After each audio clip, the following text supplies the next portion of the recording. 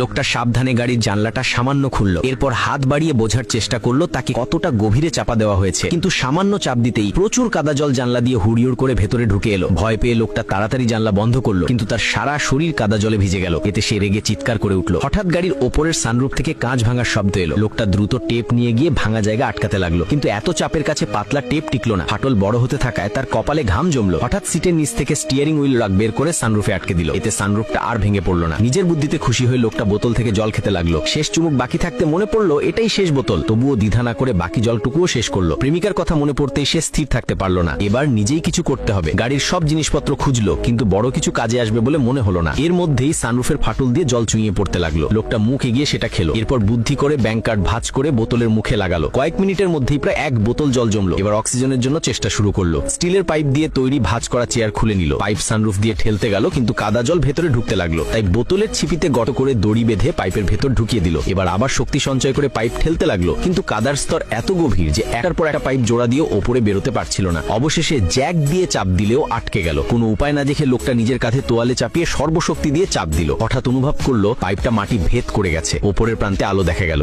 আনন্দে চিৎকার করে সে টাটকা বাতাস টেনে নিল। এবার মরতে হবে না। সে মরিয়া হয়ে বাইরের দিকে সাহায্য চাইতে লাগলো। অনেকক্ষণ ডাকলেও কেউ সাড়া দিল না। তাই শেষ চেষ্টা হিসেবে সংবাদপত্রে আগুন ধরিয়ে বাইপে ধোঁয়া পাঠাতে চাইলো, ভেবে কেউ হয়তো দেখতে পাবে। কিন্তু সে কলম